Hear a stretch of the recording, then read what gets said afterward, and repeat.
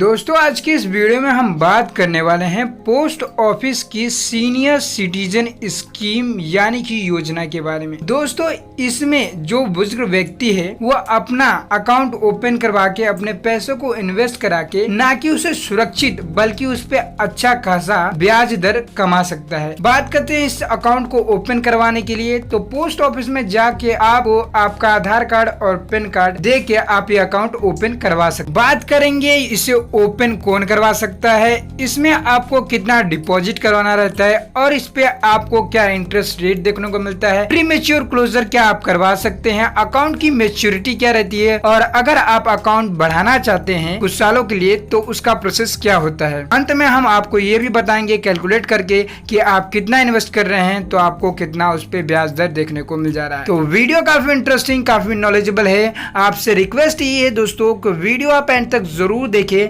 जिससे कि आप कोई भी इंपॉर्टेंट पॉइंट मिस ना करें।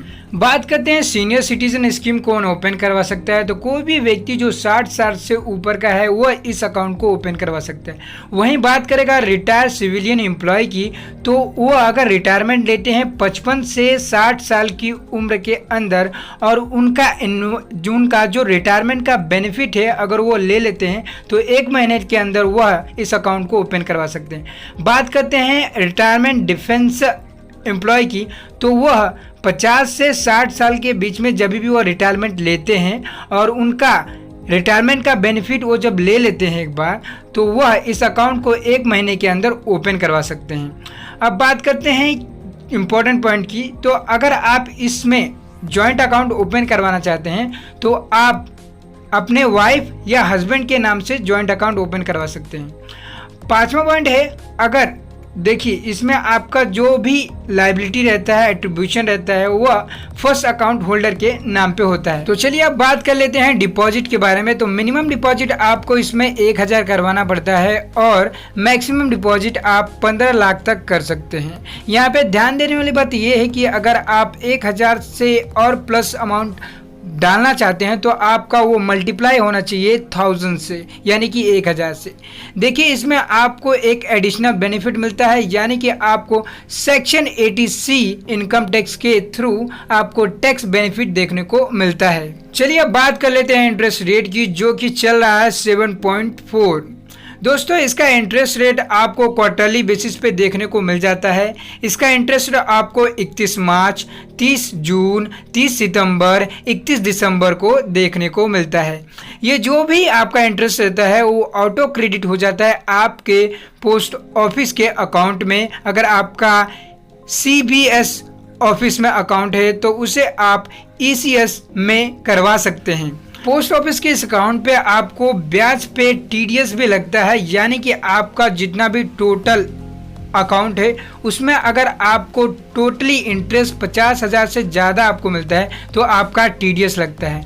वहीं पे अगर आपने 15G और 15H फॉर्म भर के सबमिट किया है तो आपके ब्याज पे कोई भी TDS नहीं लगता है। अब बात करते हैं प्री मैच्योर क्लोजर, यानी कि अगर आप अकाउंट ओपन करवाने के बाद कभी भी बंद करवाना चाहते हैं तो आप इसको कभी भी बंद करवा सकते हैं। बात करते हैं अगर आप इसे 1 साल के अंदर बंद करवाते हैं तो आपको जो भी इंटरेस्ट मिला रहेगा वो आपको इंटरेस्ट नहीं मिलेगा। अगर मिल भी गया है तो वो कट होके आपका प्रिंसिपल अमाउंट आपको मिलेगा। बात करते हैं 1 साल कंप्लीट हो गया लेकिन 2 साल के पहले आप इस अकाउंट को बंद करवा रहे हैं तो आपका 1.5% डिडक्ट होके प्रिंसिपल अमाउंट से मिल जाएगा। बात करते हैं 2 साल कंप्लीट हो गया लेकिन 5 साल कंप्लीट नहीं हुआ है, यानी कि 2 साल के बाद और 5 साल से पहले आप इस अकाउंट को अगर बंद करवा रहे हैं तो 1% डिडक्ट होके प्रिंसिपल अमाउंट में से आपको जितना भी आपका अमाउंट रहेगा मिल जाएगा। 5वां पॉइंट है दोस्तों एक्सटेंशन। अगर आप इस अकाउंट को बढ़ाना चाहते हैं कुछ और सालों के लिए तो आप इस अकाउंट को बढ़ा सकते हैं।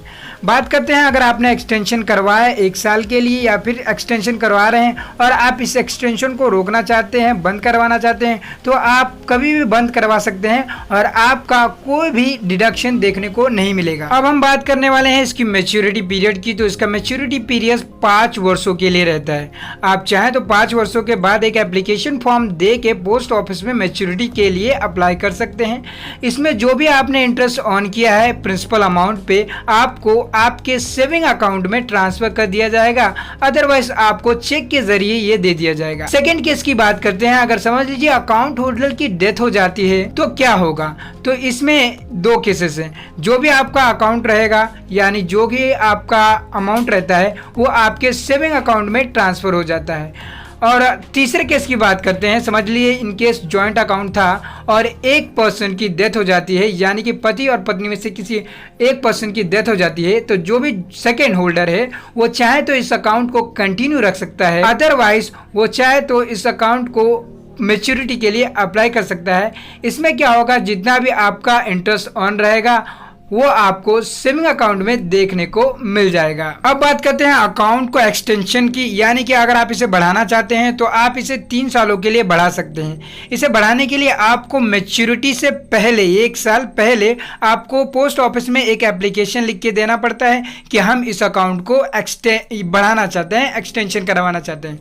और इस एक्सटेंशन पे आपको वही ब्याज दर मिलेगा जो कि आपको उस टाइम देखने को मिल जाएगा एक्सटेंशन के टाइम, और वही सेम ब्याज दर आपको 3 सालों के लिए मिलेगा। चलिए अब हम आपको कैलकुलेशन करके बताते हैं। तो अगर आप 5 लाख रुपए डिपॉजिट करते हैं इस स्कीम में, तो आपको जो क्वार्टरली इंटरेस्ट मिलता है वो आपको मिलता है 9,250 रुपया, और सालाना इंटरेस्ट आपको मिलता है, यानी 5 सालों के लिए आपको मिलता है 1,85,000। वहीं पे अगर बात करते हैं, अगर हम 10 लाख डिपॉजिट करवाते हैं 5 सालों के लिए, तो आपको क्वार्टरली मिलता है 18,500 रुपए, और 5 सालों के लिए जो आपको टोटल इंटरेस्ट मिलता है वो मिलता है आपका 3,70,000। बात करते हैं कि जितना भी इसमें मैक्सिमम डिपॉजिट आप करवा सकते हैं वो है 15 लाख। तो 15 लाख अगर आप डिपॉजिट करवाते हैं 5 सालों के लिए, तो आपको क्वार्टरली जो इंटरेस्ट देखने को मिलता है वो मिलता है आपको 27,750 रुपया, और आपको जो 5 सालों में टोटल इंटरेस्ट देखने को मिलता है वो मिलता है आपको 5,55,000। अगर इसको हम मंथली डिवाइड करें तो आपको 9,250 रुपया देखने को मिलता है, जो कि रिटायरमेंट के बाद एक अच्छा खासा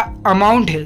तो बस ये शॉर्ट इन्फॉर्मेशन था दोस्तों। आशा करता हूँ इस वीडियो से आपको कुछ वैल्यूएबल इन्फॉर्मेशन मिली होगी पोस्ट ऑफिस से रिलेटेड। तो वीडियो को जरूर से जरूर लाइक कीजिएगा, और अब तक आप हमारे यूट्यूब चैनल को सब्सक्राइब नहीं किए हैं तो सब्सक्राइब कर दीजिए, क्योंकि यहाँ पे आपको रोजाना ऐसे ही पोस्ट ऑफिस से रिलेटेड इन्फॉर्मेटिव वीडियोस देखने को मिलता है। और अगर आप post office online banking system के बारे में जानना चाहते हैं, स्क्रीन पे दिखाए दोनों वीडियो क्लिक करके देख सकते हैं।